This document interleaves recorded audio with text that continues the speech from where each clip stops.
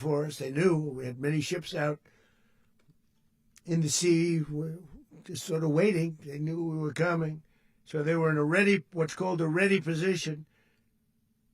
But they were completely overwhelmed and very quickly incapacitated. If you would have seen what I saw last night, you would have been very impressed. I'm not sure that you'll ever get to see it, but it was an incredible thing to see.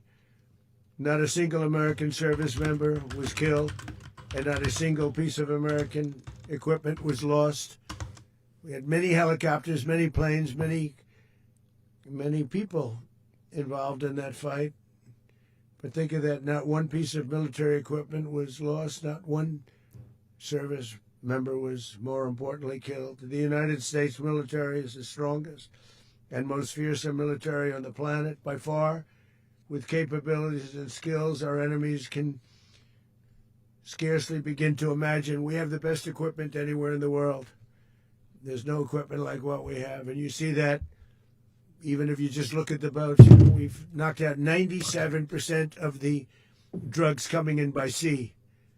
90%. Each boat kills on average, 25,000 people.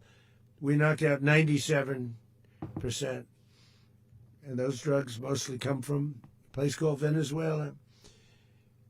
We're going to run the country until such time as we can do a safe, proper, and judicious transition. So we're going to run the country. We don't want to be involved with having somebody else get in, and we have the same situation that we had for the last long period of years.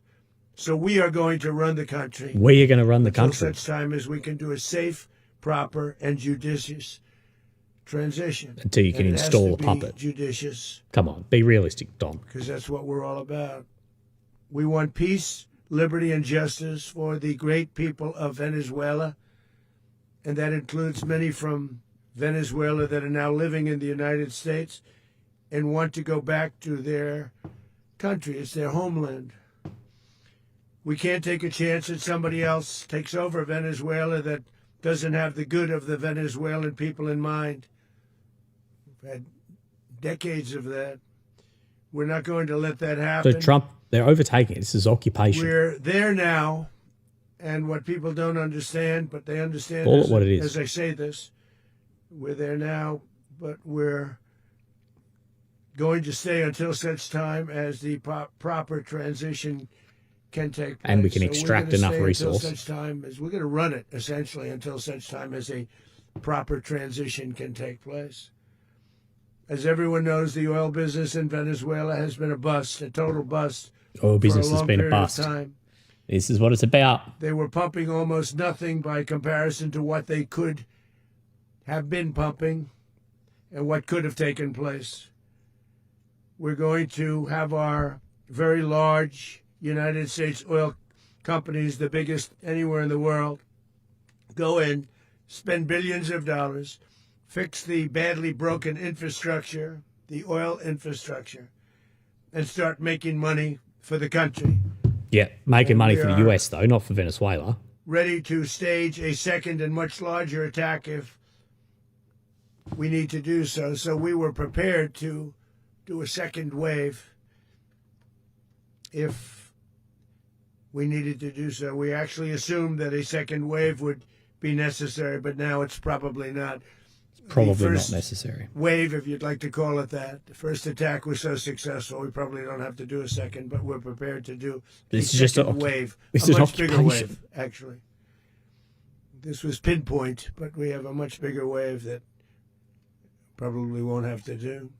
This partnership of Venezuela with the United States of America, a country that everybody wants to be involved with because of what we were able to do and accomplish, will make the people of Venezuela rich, independent, and safe. And it will also make the many, many people from Venezuela that are living in the United States extremely happy. They suffered. They suffered. So much was taken from them. They're not going to suffer anymore. The illegitimate dictator Maduro was the kingpin of a vast criminal network responsible for trafficking colossal amounts of deadly and illicit drugs into the United States. As alleged in the indictment, He personally oversaw the vicious cartel known as Cartel de las Solas, which flooded our nation with lethal poison, responsible for the deaths of countless Americans, many, many Americans. Hundreds of thousands over the years of Americans died because of him. Maduro and his wife will soon face the full might of American justice and stand trial on American soil. What about Mexico and Colombia? Right now they're on a ship. They'll be heading to, ultimately, New York. And then a decision will be made, I assume, between New York and Miami or Florida. But we have people where the overwhelming evidence of their crimes will be presented in a court of law. And I've seen it. I've seen what we have. It's both horrible and breathtaking that something like this could have been allowed to take place. For many years after his term as president of Venezuela expired, Maduro remained in power and waged a ceaseless campaign of violence, terror, and subversion against the United States of America, threatening not only our people, but the stability of the entire region. And you all saw it. In addition to trafficking gigantic amounts of illegal drugs that inflicted untold suffering and human destruction all over the country, all over in particular the United States, Maduro sent savage and murderous gangs, including the bloodthirsty prison gang Tren de Aragua, to terrorize American communities nationwide. And he did indeed. They were in Colorado. They took over apartment complexes. They cut the fingers off people if they called police. They were brutal. This is a mess. But they're not so brutal now. Pete Hegseth, I agree with South Park. Fucking douche. Congratulate our military, Pete, and everybody, and our National Guard, because the job that they've done, whether it's in Washington, D.C., where we have a totally safe city, where it was one of the most unsafe cities anywhere in the world, frankly, and now we have no crime in Washington, D.C. Okay. We haven't had a killing. We had the terrorist attack a few weeks ago. Thank you, Rome Gold, mate. 300 billion barrels of oil in Venezuela. Do you need information? Threat. Exactly. But we haven't had a killing in a long period of time, 6-7 months. We used to have two, on average, 2 a week in Washington, our capital. We don't have that anymore. The restaurants are opening. Everyone's happy. They're going, they're walking their daughters, they're walking their children, their wives. They walk to restaurants. Restaurants are opening all over Washington, D.C. So I want to thank the National Guard. I want to thank our military. And I want to thank law enforcement. Been amazing. And they should do it with more cities. We're doing it, as you know, and we're doing it in Memphis, Tennessee right now, and crime is down. We've just Remember to sort hit of like, started guys. A few weeks ago, but crime is down now 77%. We dropped on the live, so we got pummeled in the algorithm. So hit Louisiana like right in the chat, please. Help us out. Person, and he wanted us to help him, as you know, in a certain very nice part of Louisiana, and we have done that. And it was a rough section, and we have crime down. I understand it's down. Yeah, I'm talking now because this is after 2.5 irrelevant. weeks. New Orleans, it's down to almost nothing, and we've only been there for 2.5 weeks.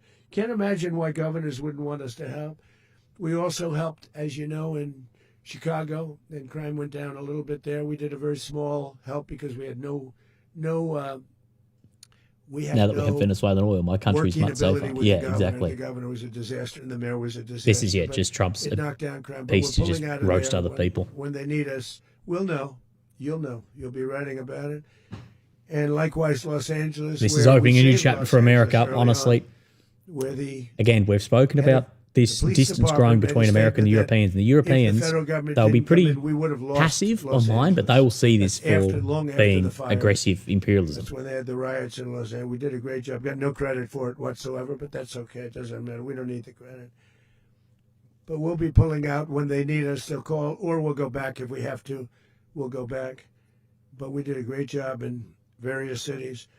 But the place that we're very proud of is Washington, D.C., because it's our nation's capital. We took it from being a crime-ridden mess to being one of the safest cities in the country.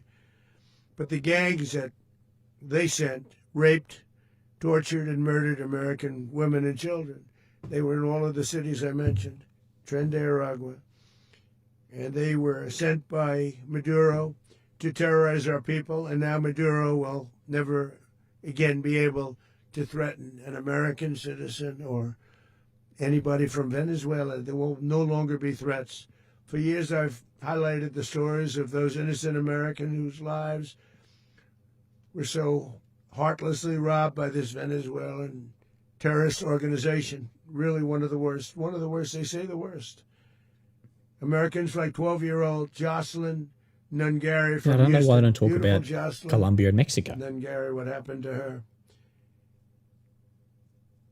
They Look, they don't have the oil, they I guess. kidnapped, assaulted, and murdered by Tren de Aragua animals. They murdered Jocelyn and left her dead under the bridge. It was a bridge that will never be the same to so many people after seeing what happened. As I've said many times, the Maduro regime emptied out their prisons, sent their worst and most violent monsters into the United States to steal American lives. And they came Thank from you, Agent Sierra Bravo. mental institutions and insane asylums. They came from prisons and jails. The reason I say both, they sound similar. Actually, prisons a little bit more hostile, a little bit tougher. A mental institution isn't as tough as an insane asylum, but we got them both. They sent from their mental institutions. They sent from their jails, prisons. They were drug dealers. They were drug kingpins. They sent everybody bad into the United States, but no longer. And we have now a border where nobody gets through. In addition, Venezuela unilaterally seized and stole American oil, American assets, and Thank you, American donation. International platforms, Joe. Good luck, Taiwan. costing Exactly. us billions and billions of dollars. They did this a while ago, but we never had a president that did anything about it. They took all of our property. It was our property. We built it. And we never had a president that decided to do anything about it. Instead, they fought wars that were 10,000 miles away. We built Venezuela oil industry with American talent, drive, and skill, and the socialist regime stole it from us during those previous administrations, and they stole it through force. This constituted one of the largest thefts of American property in the history of our country. Considered the largest theft of property in the history of our country. Massive oil infrastructure was taken like we were babies, and we didn't do anything about it. No, it wasn't. It was I would have done nationalized. something about And there was money given. America will never allow foreign powers to rob our people or drive us back into So invade and out steal. of our own hemisphere. That's what they did. Furthermore, under the now deposed dictator Maduro, Venezuela was increasingly hosting foreign adversaries in our region Thank you, Agent Sierra Bravo. and acquiring Using Dutch menacing bases, offensive exactly. weapons that could threaten U.S. interests and lives. And they used those weapons last night. Potentially in league with the cartels operating along our border. All of these actions were in gross violation of the core principles of American foreign policy, dating back more than 2 centuries. And not anymore. Violation of All the something. way back, it dated to the Monroe Doctrines. And the Monroe Doctrine is a big deal. But we've superseded it by a lot. By a real lot. They now call it the Monroe Document. I don't know. The Don Road. Fuck. Monroe Doctrine. You're not beating the charges of being a pedo dictator, brother. It anymore. Under our new national security strategy, American dominance in the Western Hemisphere will never be questioned again. Won't happen. So just in concluding, for decades, other administrations have neglected or even contributed to these growing security threats in the Western Hemisphere. Under the Trump administration, we are reasserting American power in a very powerful way in our home region. And our home region is very different than it was just a short while ago. The future will be, and we did this in my first term. We had great dominance in my first term, and we have far greater dominance right now. Everyone's coming back to us. The future will be determined by the ability to protect commerce and territory and resources that are core to national security. These are core to our national security. Just like tariffs are, Wonder they've made our country Greenland. rich, and they've made our national security stronger than ever before. Mm-hmm. Sure. But these are the iron laws that have always determined global power, and we're going to keep it that way. We will secure our borders. We will stop the terrorists. We will crash the cartels, and we will defend our citizens against all threats, foreign and domestic. Other presidents may have lacked the courage or whatever to defend America, but I will never allow terrorists and criminals to operate with impunity against the United States. This extremely successful operation should serve as warning to anyone who would threaten American sovereignty or endanger American lives. I think, Grizzly, that they are. Very importantly, the embargo on all Venezuelan oil remains in full effect. The American Armada remains poised. So what about states who buy Venezuelan oil legally? And the United legally, States like retains China? all military options until United States demands have been fully met and fully satisfied. All political and military figures in Venezuela should understand what happened to Maduro can happen to them, and it will happen to them if they aren't just fair, even to their people. The dictator and terrorist, Maduro, is finally gone, and Venezuela people are free. They're free again. It's been a long time for them, but they're free. America is a safer nation. This morning, it's a prouder nation this morning because it didn't allow this horrible person and this country that was So says it's bad. It's not worse than Russia essentially openly claiming occupation for oil, kidnapping of a leader, and Trump got charged. This is a very scary time, volatile time in the world. Swap, I could not agree more. I want to thank everybody for being here. I want to thank General Raisin Kane. First Venezuela, next Greenland, then Canada. And I've worked with a lot of generals. I worked with some I didn't like. I worked with some I didn't respect. I worked with some that just weren't good.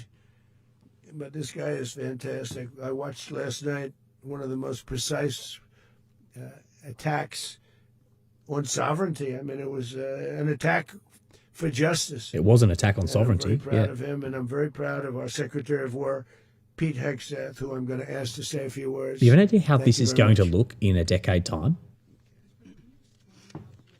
Here he goes. Well, thank you, Mr. President. Finally, a commander-in-chief the world respects and the American people deserve. And as the president said, words can barely capture the bravery and the power and the precision of this historic operation. A massive joint military and law enforcement raid flawlessly executed by the greatest Americans our country has to offer. American warriors are second to none, the best in the world and the best of our country.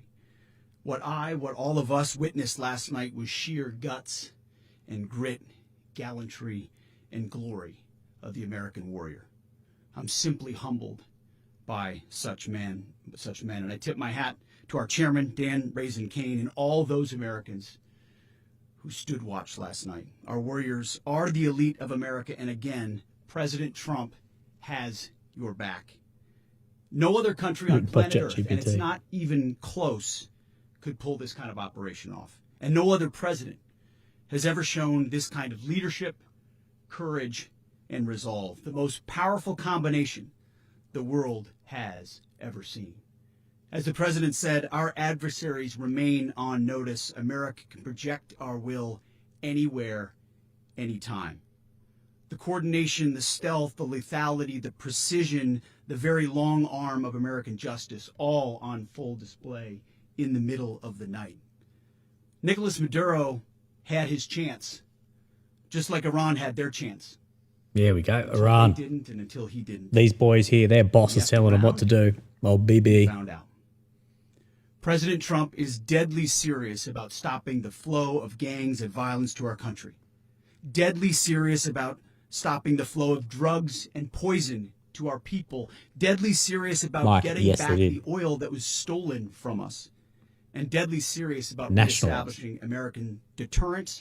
Talking about stealing oil, brother, you've literally just stolen a country to get their oil. Security, freedom, and prosperity of the American people. This is America first. This is peace through strength. And the United States War Department is proud to help deliver it. Welcome to 2026. Thank you, Norman Prosky. Under President Trump, America is back. I'd like to welcome now our chairman, Chairman Raising Cane, to give a few more details about the operation. Mr. Chairman. Thank you, Mr. Secretary. Thank you, Mr. President, and good morning. Last night, on the order of the President of the United States and in support of a request from the Department of Justice, as the President said, the United States military conducted an apprehension mission in Caracas, Venezuela, to bring to justice two indicted persons, Nicolas and Cecilia Maduro. This operation, known as Operation Absolute Resolve, was discreet, precise, and conducted during the darkest hours of January 2nd and was the culmination of months of planning and rehearsal, an operation that, frankly, only the United States military could undertake. What I'd like to do this morning is talk to you through some of the preparation and the details without compromising any of our tactics, techniques, and procedures. There is always a chance that we'll be tasked to do this type of mission again. Our interagency work began months ago and built on decades of experience of integrating complex air, ground, space, and maritime operations. While the past 2 decades have honed the skills of our special operations forces, this particular mission required every component of our joint force, with soldiers, sailors, airmen, Marines, and Guardians working in unison with our intelligence agency partners and law enforcement teammates in an unprecedented operation. We leveraged our unmatched intelligence capabilities and our years of experience in hunting terrorists, and we could not have done this mission without the incredible work by various intelligence agencies, including the CIA, NSA, and NGA. We watched, we waited, we prepared, we remained patient and professional. This mission was meticulously planned, drawing lessons from decades of missions over the last kidnapped by the president, openly claimed to run a country. In China, Taiwan, Russia, Ukraine, Europeans should be cheering up for it. Victories, yeah, it's a mess. Absolute mess. The United States could do. It required the utmost of precision and integration within our joint force. And the word integration does not explain the sheer complexity of such a mission. An extraction so precise it involved more than 150 aircraft launching across the Western Hemisphere in close coordination. Oh, it's incredibly coming together impressive operation. In time and place to layer effects for a single purpose, to get an interdiction force into downtown Caracas while maintaining the element of tactical surprise. Failure of one component of this well-oiled machine would have endangered the entire mission, and failure is never an option for America's joint force. Those in the air over Caracas last night were willing to give their lives for those on the ground and in the helicopters. Let me talk a little bit about the preparation.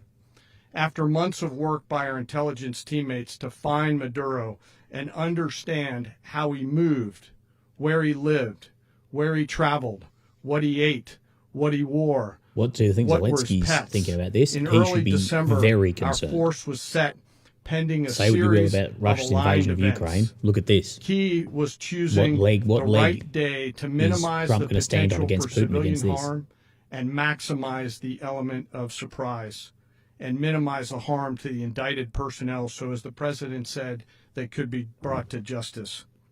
And as the President said earlier today, weather in Venezuela is always a factor this time of the year. And over the weeks through Christmas and New Year's, the men and women of the United States military sat ready, patiently waiting for the right triggers to be met and the President to order us into action. Last night, the weather broke just enough, clearing a path that only the most skilled aviators in the world could maneuver through. Ocean, mountain, low cloud ceilings, but when tasked with a mission, this organization does not quit. At 10:46 p.m. Eastern Time last night, the President ordered the United States military to move forward with this mission. He said to us, and we appreciate it, Mr. President, good luck and Godspeed. And those words were transmitted to the entire Joint Force. Over the course of the night, aircraft began launching from 20 different bases on land and sea across the Western Hemisphere. In total, more than 150 aircraft, bombers, fighters, intelligence, reconnaissance, surveillance, rotary wing were in the air last night. Thousands and thousands of hours of experience were airborne. Our youngest crew member was 20, and our oldest crew member was 49, and there's simply no match for American military might. As the night began, the helicopters took off with the extraction force, which included law enforcement officers, and began their flight into Venezuela at 100 feet above the water. As they approached Venezuelan shores, the United States began layering different effects provided by Spacecom, Cybercom, and other members of the interagency to create a pathway. Overhead, those forces were protected from aircraft, were protected by aircraft from the United States Marines, the United States Navy, the United States Air Force, and the Air National Guard.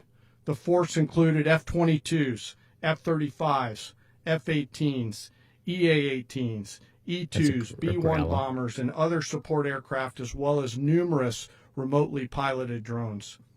As the force began to approach Caracas, the Joint Air Component began dismantling and disabling the air defense systems in Venezuela, employing weapons to ensure the safe passage of the helicopters into the target area. The goal of our air component is, was, and always will be to protect the helicopters and the ground force and get them to the target and get them home.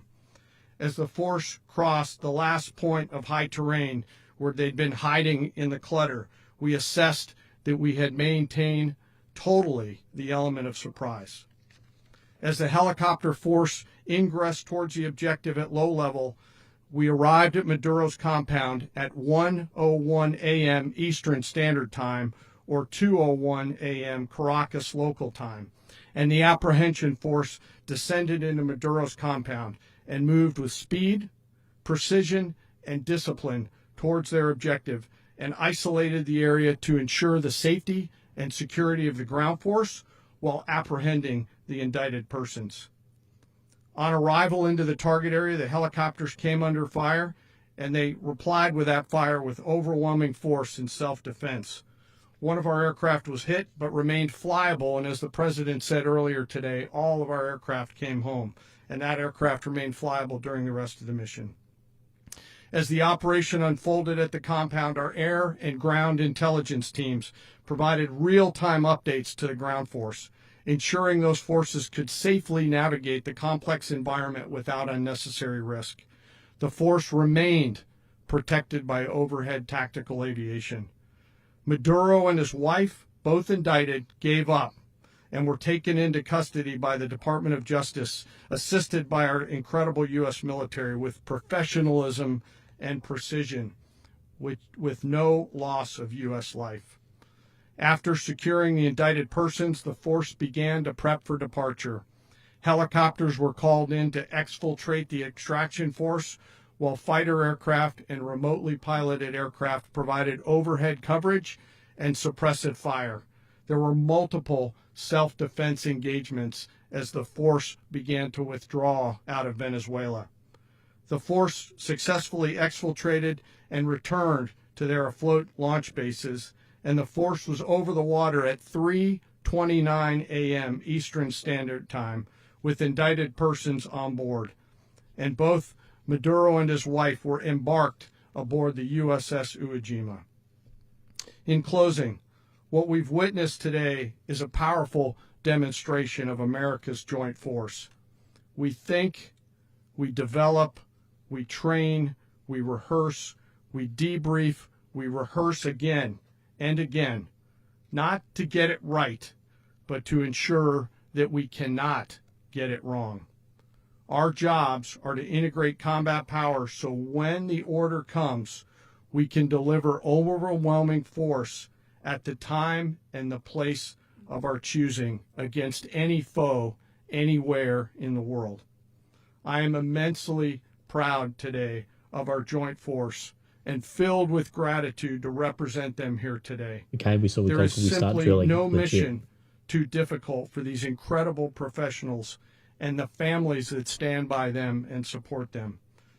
As we stand here this morning, our forces remain in the region at a high state of readiness, prepared to project power, defend themselves, and our interests in the region.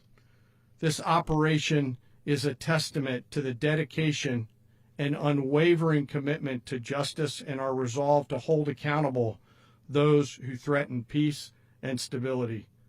In closing, I want to express my heartfelt gratitude to the brave men and women who executed this mission. Their courage and tireless commitment to our nation are what makes us strong. Thank you, Mr. Secretary, and thank you, Mr. President. Well, I don't have much to add to what you've heard now, other than the following points. Nicolas Maduro was indicted in 2020 in the United States. He is not the legitimate president of Venezuela. That's not just us saying it. The first Trump administration, the Biden administration, the second Trump administration, none of those three recognized him. He's not recognized by the European Union and multiple countries around the world. He is a fugitive of American justice with a $50 million reward, which I guess we saved $50 million. And make sure. Yeah, exactly. But don't let anybody claim it. Nobody deserves it but us. But I want to be clear about one thing. Nicolas Maduro had multiple opportunities to avoid this. He was provided multiple very, very, very generous offers and chose instead to act like a wild man, chose instead to play around. And the result is what we saw tonight.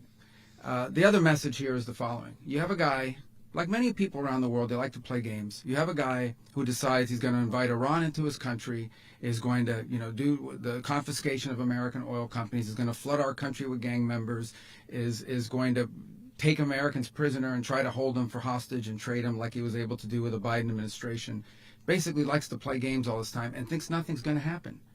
And I hope what people now understand is that we have a president. The 47th president of the United States is not a game player. When he tells you that he's going to do something, when tells you he's going to address a problem, he means it. He actions it. I can tell you, I've watched this process now for 14, 15 years, been around it. Everybody talks. I'm going to do this. I'm going to do that. When I get there, we're going to do this. We're going to take. This is a president of action. Like, I don't understand yet how they haven't figured this out. And now, if you don't know, now you know. Because this is the way it's going to play out. And I think people need to understand that this is not a president that just talks and does letters and press conferences. And, if he says he's serious about something, he means it. And this is something that was a direct threat to the national interest of the United States. And the president addressed it.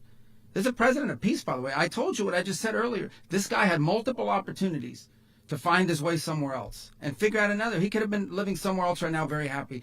But instead, he wanted to play big boy. And so now, he's got other sets of problems on his hands. And but I think the message here should be, so do you, Rubio. Look, the president doesn't go out looking for people to pick fights with. He's not generally wants to get along with everybody. We'll talk and meet with anybody. But don't play games. Don't play games with this president's in office, because it's not going to turn out well. And so I hope that, I guess that lesson was learned last night, and we hope it'll be instructive moving forward. Is that a message for Cuba, Mr. President?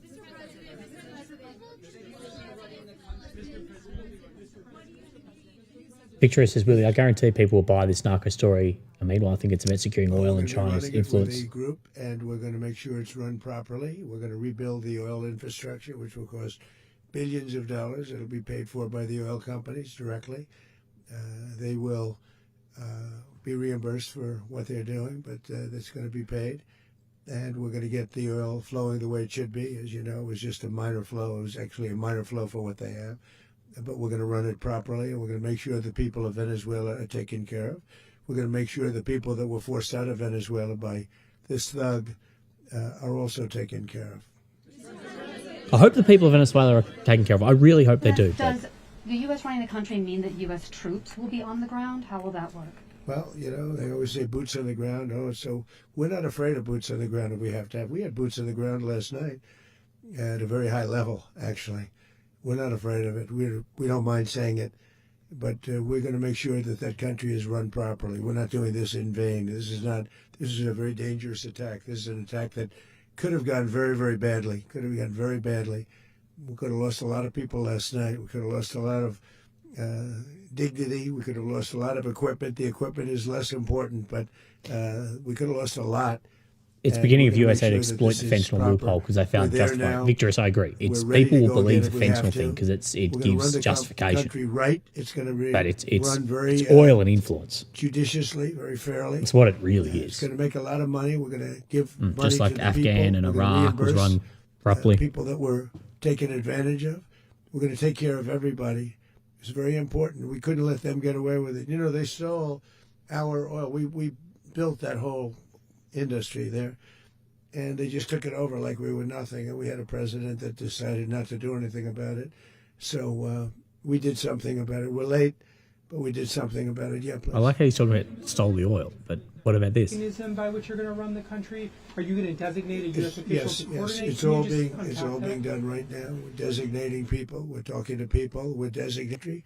A year and a half ago, we were a dead country. Now we're the hottest country anywhere in the world. I think we're going to be back. A country doing better than any country anywhere in the world. And it requires leadership. Venezuela has a lot of bad people in there, a lot of bad people that shouldn't be leading. We're not going to take a chance at one of those people. They're saying this is why I pay taxes. Maduro. This is not why you pay taxes. So you can look at, and this others, is how the U.S. uses taxes. Fantastic people, including people in the military. So we're going to have a group of people running it until such time as it can be put back on track, make a lot of money for the people, and give people a great way of life, and also reimbursement for people in our country that were forced out of Venezuela. Rubio would be. You said earlier today that you weren't going to back Machado to come back and be the opposition leader in your Fox and Friends interview. And then you also mentioned the vice president of Venezuela. Are you going to work with the vice president of Venezuela, or how do you foresee the relationship going? I understand she was just sworn in, but she was, as you know, picked by Maduro. So Marco's working on that directly. He just had a conversation with her, and she's essentially willing to do what we think is necessary to make Venezuela great again. Very simple. Mr. President, Colombian President Gustavo Petro, a couple weeks ago, he said he's got to watch his ass. And today he said he's not concerned about anything happening to him in the aftermath of this operation. So just what your message is about that. Well, he has cocaine mills. He has factories where he makes cocaine. And yeah, I think I stick by my first statement. He's making cocaine. They're sending it into the United States. So he does have to watch his ass. Mr. President, did you notify any members of Congress in advance? Marco, do you want to talk about that? Because you were involved in it. Sure. We called members of Congress immediately after. This was not the kind of mission that you can do congressional notification on. It was a trigger-based mission in which conditions had to be met night after night. We watched and monitored that for a number of days. So it's just simply not the kind of mission you can call people and say, hey, we may do this at some point in the next 15 days. But it's largely a law enforcement function. Remember, at the end of the day, at its core, this was an arrest of 2 indicted fugitives of American justice, and the Department of War supported the Department of Justice in that job. Now, there are broader policy implications here, but it's just not the kind of mission that you can pre-notify because it endangers the mission. Plus, if I could add one thing to that, Congress has a tendency to leak. This would not be good. If they leaked, General, I think it would have been maybe a very different result. But I have to say, they knew we were coming at some point, you know. A lot of ships out there, they sort of knew we were coming. We went there. But Congress will leak, and we don't want leakers. People to watch this all play out live. What was Maduro doing when the U.S. forces entered what I assume would be his home? And also, was there any point where the U.S. was testing? So if it does help people, I'm for it. There's a lot of ifs. And I will say testing, the results of these previously haven't. Safe places, all steel. And he wasn't able to make it to the door because our guys were so fast. They went through the opposition so fast. And there was a lot of opposition. You know, people were wondering, did we get them by surprise? Sort of surprised, but they were waiting for something. It was a lot of opposition. There was a lot of gunfire. You saw some of it today. But he was trying to get to his safe place, which wasn't safe because we would have had the door blown up in about 47 seconds, they say on average, regardless of how thick the steel was. It was a very thick door. It was a very heavy door, but he was unable to get to that door. He made it to the door. He was unable to close it. Go ahead, finish.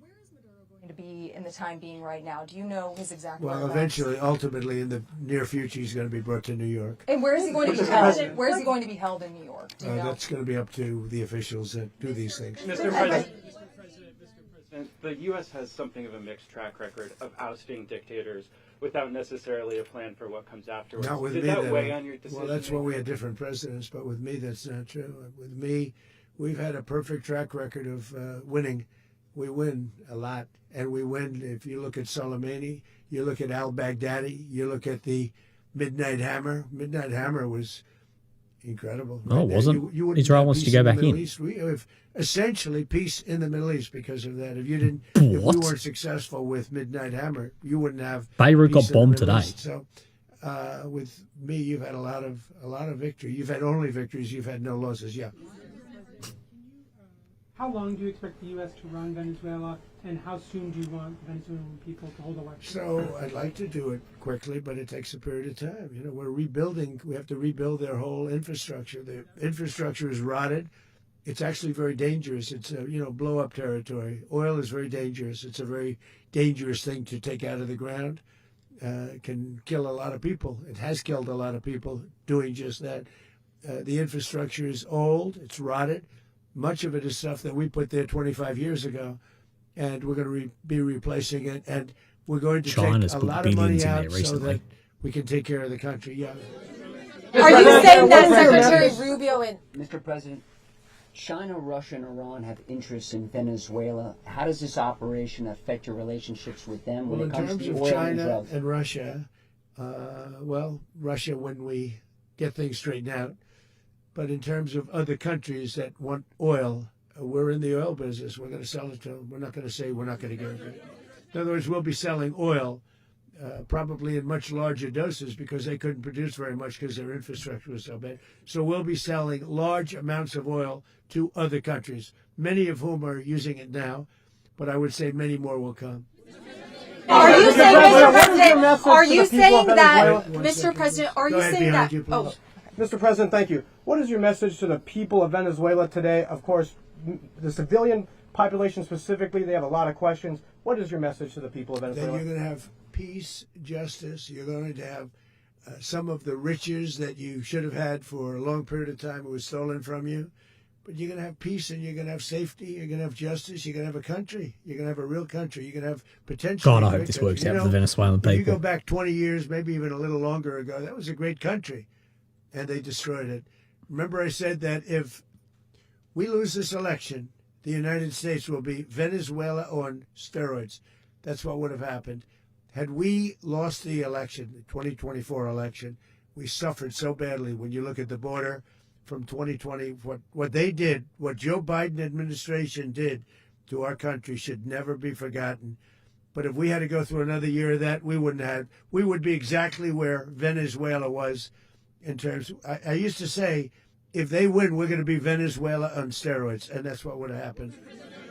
President, thank you. Are you saying that Secretary Hegseth and Rubio are going to be running Venezuela, and will you be sending in U.S. military They're troops going to to be a provide? team that's working with the people of Venezuela to make sure that we have Venezuela right. Until we can because for us install to just a puppet. leave, who's going to take over? I mean, Yeah, there is vacuum. nobody to take over.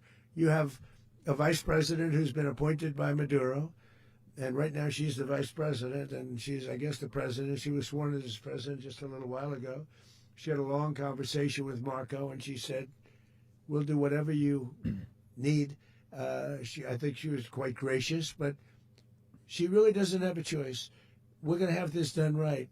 We're not going to just do this with Maduro, then leave like everybody else, leave and say, let it go to hell. If we just left, it has zero chance of ever coming back. That we'll run answers it your properly. question, testing. We'll run it Thank you for the professionally. donation. We'll have the greatest oil companies in the world go in and invest billions and billions of dollars and take out money, use that money in Venezuela. And the biggest beneficiary are going to be the people of Venezuela. Yeah, And you also, spend billions and pull I out can't hundreds of billions. Stress this strongly enough. The people that got thrown out of Venezuela that are now in the United States, and frankly, some want to stay and some probably want to go back. Yeah. the country, and were any of the detained Americans? Well, right now they're very arrested? protected because nobody's going to mess with us. They're very protected. The people of, and we let them know that you better not touch one of them. Are you concerned that bad elements of the Maduro regime will remain in place? Well, we know who they are. We're on them, and they're acting much differently now than they would have acted 2 days ago. Okay, wait, behind you, please. Mr. President, why is running a country in South America America first? Well, I think it is because we want to surround ourselves with good neighbors. We want to surround ourselves with stability. We want to surround ourselves with energy. We have tremendous energy in that country. It's very important that we protect it. We need that for ourselves. We need that for the world. And we want to make sure we can protect it. Yes, sir. Please, go ahead. Yeah, is there a message here for Cuba and Diaz-Canel? Well, Cuba's an interesting case. Cuba is, not doing very well right now. That system has not been a very good one for Cuba. The people there have suffered for many, many years. And I think Cuba is going to be something we'll end up talking about because Cuba is a failing nation right now, very badly failing nation. And we want to help the people. It's very similar in the sense that we want to help the people in Cuba, but we want to also help the people that were forced out of Cuba and living in this country. Do you want to say something about that, Marco, please? Victoria says 0-0 soldiers died in this coup. Dave's deep pockets. About, when the president speaks, you should take him seriously. So suffice it to say, Cuba is a disaster. It's run by incompetent, senile men, and in some cases, not senile but incompetent nonetheless. It has no economy. It's in total collapse. And by the way, they were, all the guards that helped protect Maduro. This is well known. Their whole spy agency, all that were full of Cubans. I mean, it's amazing. This poor island took over Venezuela in some cases. One of the biggest problems the Venezuelans have is they have to declare independence from Cuba. They tried to basically colonize it from a security standpoint. So, yeah, look, if I lived in Havana and I was in the government, I'd be concerned, at least a little bit. Well, the president already announced a week ago that to answer your question quickly, Victoria, sanctioned oil, I'm suspicious on how easy this was. That's a pre-existing. The answer is yes. Yes. Testing you up. No, we haven't. No, we haven't. Mr. President. Mr. President, on Monday. Oh, I think it would be very tough for her to be the leader. She doesn't have the support within or the respect within the country. She's a very nice woman, but she doesn't have the respect. Mr. President, is it possible that the U.S. ends up administrating Venezuela for years? Well, it won't cost us anything because the money coming out of the ground is very substantial, so it's not going to cost us anything. We will. Well, we want safety there. We want to be surrounded by countries that aren't housing all of our enemies all over the world. That's what was happening, and you don't want to have that.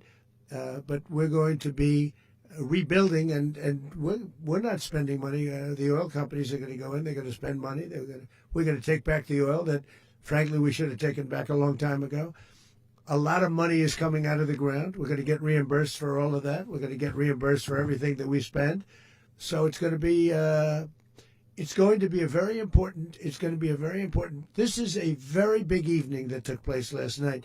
We have to be surrounded by safe, secure countries, and we also have to have energy. Very important. We have to have energy that's real energy, not where they're getting 4% and 5% of the energy out of the ground. Sovereignty, you take a look. independence It was of such a neighboring nations. disaster. So what's going to happen with Venezuela, I think, over the next period of a year, is going to be a great thing, and the people of Venezuela will be the biggest beneficiaries.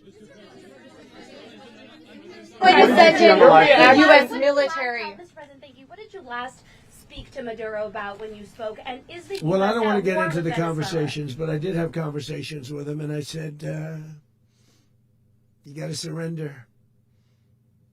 And I actually thought he was pretty close to doing so, but now he wished he did, yeah. You said that Maduro is responsible for drug trafficking. You recently pardoned the former president of Honduras who was convicted of many drug trafficking. Can you explain how these two situations are Well, different? And would you ever pardon Maduro? I endorsed, as you know, the winning president, the man who won in Honduras. I endorsed the man who won in Chile. I endorsed the man who won in Argentina. And we are doing very well with that whole group. What the man that I pardoned was, if you could equate it to us, he was treated like the Biden administration treated a man named Trump. That didn't work out too well for them. This was a man who was persecuted He's very bailed out unfairly. He Argentina. was the head of the country. He was persecuted very unfairly, and there are a number. Again, of it is them. funny. This is and we felt that it was a copy very paste unfair a lot of situation what that happened to him. He's also like a the party core member argument of the around man what who won. Russia says. So obviously the people liked what I did, and one of the reasons that was done is because of the fact that the party in power felt very strongly that that man was treated very badly. I studied it very quickly, and then I studied it in great detail. I went to a lot of the people standing behind me, and they felt that that man was persecuted and treated very badly. That's why I gave him a pardon. You referenced boots on the ground earlier. Can you just sort of button this up? Do you envision the U.S. military having a presence in Venezuela as the U.S. runs that Well, country? no, we're going to have a presence in Venezuela as it pertains to oil, because we have to have. We're sending our expertise in. So you may need something, not very much. But no, we're going to be BlackRock taking first, out a exactly, tremendous Paul. amount of wealth out of the ground. And that wealth is going to the people of Venezuela and No, it's people not. from outside of Venezuela that used to be in Venezuela. Not a shell. And it goes also to the mobile. United States of America in the form of reimbursement for the damages caused us by that country. So I want to thank you all very much. There Thank you you. go. Do you have The one? end. Yes, please.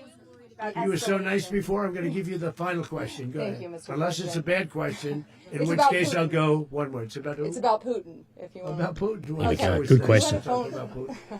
You had a phone call with him Yeah. on Monday. Did he talk at all about Maduro? Did y'all talk about this? No, we didn't. And We then- never spoke about Maduro. Are you mad at him right now? I mean, there's this I'm not intelligence. thrilled with Putin. I'm not thrilled with Putin. He's killing too many people. I thought that would be so. I settled 8 1/4 war. You know what the 1/4 was? Thailand and Cambodia. I did it again. They broke out, and I did it in about 5 hours, and I settled it. I'm giving myself 1/4, so I'm up to now 8 1/4. this in is other words, I cringe. settled the war, but then they Fuck, broke this out. is They had a cringe. pretty bad breakout over the last 4 days. I got them to go No, back you to peace. fucking didn't. So I only give 1/4. I thought the easiest one would be, one of the easier ones would be Russia, Ukraine. It's not. And they both have done some pretty bad things. And look, that's Biden's war. That's not my war. But I want to stop the lives. Did you see where last month, 30,000, it was 27,000 the month before. 30,000, mostly soldiers, were killed this last month. Testing? No, not really. 30,000. I want to stop that. You know, I got NATO to pay 5% instead of the 2% that they weren't paying. They weren't paying 2, now they pay 5. And we send them a lot of munitions. How, after we doing send this, them a though, lot can of Trump things, turn to missiles Putin and go, various you other shouldn't things, a seek lot. your And goals they in pay. Ukraine The after United this? States is not losing money. We're probably making He's money. spoken about man. security guarantees, It's the spoken about last thing I care resources, about. spoken I about just wanna stop politics. all those people. We're losing 25, 30,000 human beings. They come from 2 places that are very far away. But if I can stop, because it's something I've been pretty good at doing, deals, I guess. It's all a deal. Life is a big deal. But if I can stop that war and stop 30,000 young people, in addition to the fact that people are being killed in Kiev, people are being killed in other cities throughout, a much smaller number, but they're being killed, viciously killed. So I'm not happy about it. I thought that would be something that would get solved. We have Mr. Witkoff here. I think that we're making progress, but that's a war that should have never happened. If I were president, it would have never happened. Putin says it. Everybody says it. If I were president, that would have never happened. But I inherited that war. That was Joe Biden, Zelensky, and Putin. I came into the situation, and it's a mess. And I will say this. I watched an operation last night that was so precise, that was so brilliant. I mean, it was incredible. If we had our people, like this general and our people involved, that war would not have gone on very long, that I can tell you. Yeah, it wouldn't. because- That war, to use an old term, that war has become a bloodbath. It And would we be a want it to new get sun stopped. rising. Thank you very much, everybody. Well, Rubio wants war with Cuba. That's very obvious. Trump wants expansion of the American empire through imperialist means. That's obvious. Certainly good neighbours like Russia. That's what Paul Walker says. Thank you for your donation. Don't drive a Porsche into a pole.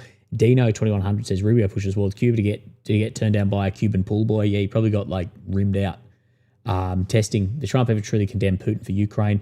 No, not really. And how can Trump now turn around and condemn what Russia's done in Ukraine following this?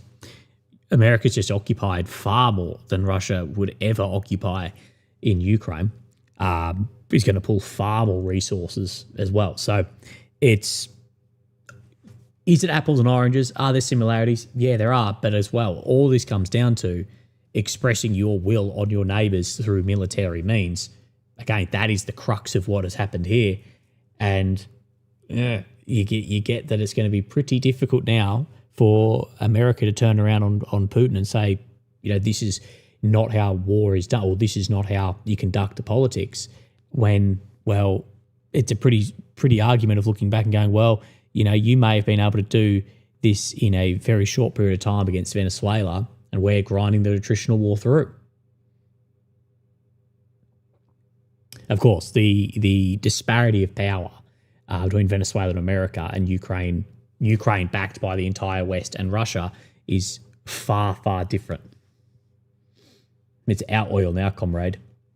If this can happen in Venezuela, then Denmark if this can happen in Venezuela, then Denmark has no chance of Greenland. The EU can sing a chorus of rules-based order on Trump's deaf ears. Oh, the rules-based order is out of the window. Those that preach the rule-based order, they don't hold themselves to it. People need to realize that laws, rules, ethics, morals, they only matter if you also uphold them. Like if I say, this is what annoys the shit out of me about these people that claim to be like religious, but then don't go, like say claim to be Christians, but then don't actually live by the Bible. Like you've got that dude, that Spaniard dude who's on YouTube, who will talk about God and Christ and this and that, but then he dumps his wife with a newborn baby, he's dating a 20-year-old and he's out doing drugs and this and that. You're like, well, yeah, then you don't. And this is the thing about international laws, rules-based order, is if you want that to mean something, you also have to live by it. But power-based order, testing, well, that is realism. That is offensive realism. That is realpolitik. That is exactly what it is. So, yeah, it's we are the ones who have, people will say, Putin or Xi or this or that upended the rules-based order. No, because they were never part of the rules-based order. We're the ones that came up and coined these terms. We're the ones that didn't live by it. So it doesn't mean anything anymore. Swapper says you were going to touch base on my super chat near the start. Swapper, can you send that again? Apologies, I did miss it. It was at a bad time. You Swapper, I believe you asked about as a former militaryman having no losses in this. Could there have been a degree of coordination? I think so. I think there'd be a lot of intelligence coordination with forces. It's obviously of human intelligence. Could there be pain? I think I'm going to be back in a second. We haven't lost you yet. We're coming back. We're back. Here we go. We're back. I can't believe how bad this internet is. Australia's nuked. Yeah, I've got nuked by Trump. Trump wants our gold and our oil and our gas. But all I see with this is I think this is going to just divide further the US with the other Western states. Post-World War II, liberal rules-based order has been failing, and failing dramatically, yeah. I just don't know where this goes. Like, hopefully, I think you guys will all be in the same boat as I. We want the best for the people of Venezuela. If this works out well for them, I guess we can forgive the other bits and pieces. But America's track record with this, I know Trump loves to spread his track record and this and that, but it's the same system. Trump is the swamp. He is the swamp of which he promised to drain. So I think in 5 years' time, we may revisit this and go, ooh, shit. So hopefully so. But all it's going to be is America is developing into this kleptocratic structure of we call them entrepreneurs, but they're oligarchs in every other nation of Musk, Thiel, these sort of dudes. It's just going to enrich the 0.1%. The average American won't be able to afford healthcare or groceries. But these oil companies and military companies will become further $1 trillion companies. Potato Radio, member 4 months. Unfair, US isn't a member. US is the one that preaches all of this, even down to NATO, everything else. It's an imperialist. But people are pissed. I know. Yeah, I wonder let me know how you guys feel about this in the chat.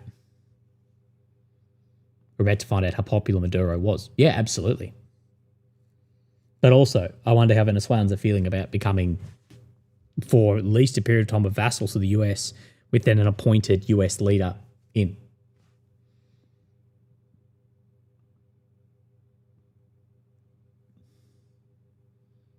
I wonder what ethnicity, religion that the new leader that they appoint for Venezuela is going to be. I'd have one guess. Who or what nation is next? Cuba, and then you never know where allies sit. You know where Greenland sits.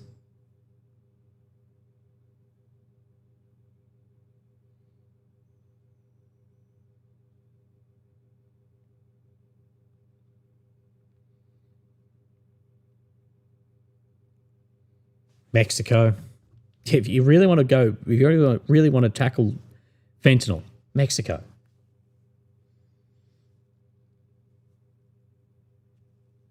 Canada here, we're taking notes. Yeah, absolutely. If only Trump can sort out something so he can do a third term. Right, legends, it is 4:15 in the morning. Thank you, Charles Long. We're not like Trump. Good day, mate. Thank you, Charles, for the PayPal donation, the final one of the night. Thank you guys for being here. Look, apologies that we lost the live stream again. I don't know. My internet sucks. Australia's internet sucks. Apologies about that right in the middle of this worst possible time. But it's 4:15 in the morning and I've got like no sleep. So we'll go there. Bobcat says, Gary at Paramount Tactical, send him a message. He's willing to do a podcast with you about Charlie Kirk. He's done a lot of good debunking psyops like yourself. Love you, Willie. Thank you. Yeah, I actually did reach out to him. We're trying to find a bit of time. I'm super busy at the moment, and I'm not like, I don't really know why I was recommended about Charlie Kirk. I only made like 1 or 2 videos about it, and it wasn't really breaking anything down. It was more about how people see the situation and the changing psychological nature of, I guess, the young. People like to say the woke right. It's not. It's just the young conservatives is changing. People just use the term woke right because all they want to do is use the term woke and tie it to that to try and discredit the movement. Anyway, legends, have a fantastic day. Someone texted me saying, go to bed, you goose. Thank you, bro. Righto. Boys, look after yourselves. Thank you for the donations. Thank you for the support. I will see you, later on today.